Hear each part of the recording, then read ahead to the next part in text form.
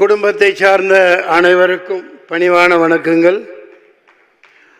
இந்த புகழஞ்சலியை கேப்டன் விஜயகாந்த் அவர்களுக்கு மிகவும் சிரத்தையோடு நடத்தி கொண்டிருக்கும் தென்னிந்திய நடிகர் சங்கத்தினருக்கும் அனைத்து உறுப்பினர்களுக்கும் தலைவர் நாசர் அவர்கள், செயலாளர் விஷால், பொருளாளர் கார்த்திக் மற்றும் பூச்சி முருகன் ஐயா, அனைத்து பொறுப்பாளர்களுக்கும் பணிவான வணக்கங்கள். உலகத்தில் புரட்சி தலைவர் எம்ஜிஆர் மக்கள் அனைவர் மனதிலும் இதயத்திலும் இடம் பிடித்தவர். அதுக்கடுத்து நடிகர் திலகம் சிவாஜி கணேசன் நடிப்பின் இமயமா எல்லாரும் மனசுலையும் நிற்கிறவர். புரட்சி கலைஞர் விஜயகாந்த் ஒருவர் தான் 15 கோடி தமிழர்களின் இல்லங்களிலும் குடியிருந்து கொண்டிருக்கும் ஒரே மனிதராக எப்போதும் திகழ்வார், எப்போதும் திகழ்வார். அன்னாரின் ஆன்மா சாந்தி அடைய நான் வல்ல இறைவனை பிரார்த்திக்கிறேன். நாங்கள் 4-5 வருஷம் முன்னாடியே நான்லாம் செத்து போயிட்டோம். எப்போ அண்ணன் கேப்டன் உடல்நிலை மிகவும் மோசமாகி, அது என்ன ட்ரீட்மெண்ட்டு என்ன ஏது எங்களுக்கு சொல்லப்படலை. அதில் பல மன வருத்தங்கள் இருக்குது. அது இங்கே பேசுகிறதுக்கு உண்டு பயன் இல்லை. என்னால் தாங்க முடியல, அதெல்லாம் பார்க்க முடியல. அந்த மாமனிதருக்கு எத்தனை சோதனைகள் வந்ததுன்னு. நான் ஆர்கே செல்லமணி அவர்கள் நல்ல ஒரு இதை சொல்லிட்டு போனாங்க. அதன் தொடர்ச்சியாக புரட்சி கலைஞர் வளாகம்ங்கிறது வைக்கிறதுல ஒன்றும் இது இல்லை. ஆனால் நடிகர் சங்கத்தின் தலைவர், பொருளாளர், முக்கியமாக கார்த்திக்கு நான் வேண்டி கேட்டுக்கிறேன், இது ஒரு கருத்தாக நீங்கள் எடுத்துக்கோங்க. கடன் வாங்கி ஏதாவது இப்போ கட்டுறதுல என்ன சிக்கல் என்ன ஏதுன்னு தெரியல, இந்த இடத்துல சொல்லணும் மக்கள் அறிய. ஏன்னா நம்மெல்லாம் மிகப்பெரிய லெஜெண்டாக இருந்த ஒரு கேப்டன். நான் அவர் தலைவராக இருக்கையில், நடிகர் சங்க தலைவராக இருக்கையில் செயற்குழு உறுப்பினராக இருந்தவன்.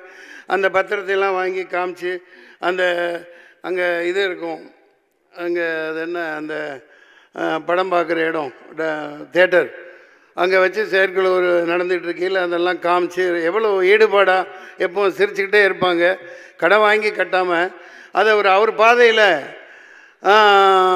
மொய் விருந்து மாதிரி எப்படி ஒரு படத்தில் பண்ணியிருப்பாங்க, அந்த மாதிரி மொய் விருந்து வச்சு எந்த செலவும் பண்ண வேணாம், 5 பைசா நடிகர் சங்க செலவு பண்ண வேணாம். எல்லா நடிகர்களும் அந்த வளாகத்தை சுத்தப்படுத்தி அந்த புதர்களெல்லாம் அப்புறப்படுத்திட்டு சாமியானா போட்டு, இந்த பக்கம் சைவ உணவு அந்த பக்கம் அசைவம் போட்டு மொய் விருந்து வச்சு பாக்கு அட்டையில் வெத்தலை பாக்கு வச்சு எல்லா நடிகர்களுக்கும் கூப்பிடுவோம். அவங்க 10 கோடி 5 கோடி எவ்வளோ யார் என்ன தர்றாங்களோ டிடியோ செக்கோ வச்சுட்டு போட்டோம். பாருங்கள், மிகுந்த வரவேற்பு இருக்குது. என்னை தப்பாக எடுத்துக்க வேணாம்.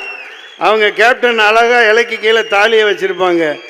அதே பாணியில் அது வேறு ஃபார்மேட்லேயும் பண்ணிக்கலாம், ஒன்றும் தப்பு இல்லை. எல்லாத்தையும் கூப்பிட்டு, ஏண்டா எவனோ இங்கே தமிழ்நாட்டில் ஆட்டை போட்டு என்னதையும் பில்டிங் கட்டுறான். 40 பில்டிங் கட்டுறான், 40 மாடி கட்டுறான், 50 மாடி கட்டுறான். இப்போ நம்ம கண்ணு முன்னாடி கூளை கும்பிடு போட்டவன் 20 வருஷத்துக்கு முன்னாடி என்கிட்ட அசிஸ்டண்ட்டாக இருந்தவன் பெரிய பில்டராக இருக்கான். நம்ம அதே இடத்துல இருந்துகிட்டு இருக்கோம். இப்போ கேப்டன்லாம் நடிகர் சங்கம்னா ஒரு இராணுவ பலத்தோடு இருந்துச்சு, இராணுவ பலத்தோடு இருந்துச்சு. சாதாரணமாக இருந்தார். எல்லா ஆட்சியாளர்கள்லாம் பயந்தாங்க. இல்லாட்டி ஒரு ராமேஸ்வர போராட்டம் ட்ரெயின் ஃபுல்லாக ரொப்பிக்கிட்டு அங்கே போய் நடத்தி காமிச்சிருக்க முடியாது. நெய்வேலி போராட்டம் இங்கே குறிப்பிட்டாங்க பேசினவங்க.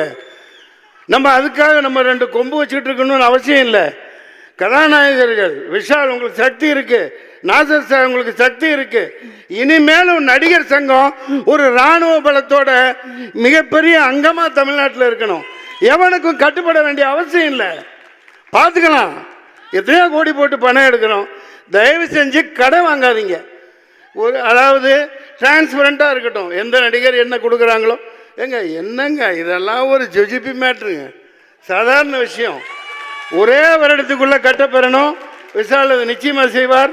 கார்த்திக் பொருளாளர்கிட்ட கெஞ்சி கேட்டுக்கிறேன், நான் கூட வரேன். நீங்கள் செயற்குழு உறுப்பினர்கள் மட்டும் ஈகோ பார்த்துட்டுலாம் இருக்காதீங்க. நடுராத்திரி கூப்பிடுங்க, எப்போ கூப்பிட்டாலும் வரோம், எல்லாரும் வருவாங்க. இது ஒரு சாதாரண விஷயம். எம்ஜிஆர் நடத்தின மாதிரி அந்த இடத்துல இப்போ இந்த பொங்கல் வச்சு ஒன்றுமே நடக்கலை. அந்த இடத்துல நல்ல கட்டடம் கட்டின பிறகு எல்லாத்தையும் பளபளான்னு போட்டு மார்பிள் போட்டுறாதீங்க. பொங்கல் வைக்கிறதுக்கெல்லாம் இடம் வச்சிருங்க. வருஷம் கேப்டன் பேரில் பொங்கல் விழா நடத்தணும். எல்லா நடிகர்களும் யார் யார் ஊரில் இருக்காங்களோ எல்லாம் வந்து கொண்டாடுறோம், ஜாலியாக கொண்டாடலாம். சரிங்களா? மக்களை நல்லா வாழ வைக்கணும். அதான் கேப்டன் சொன்னது.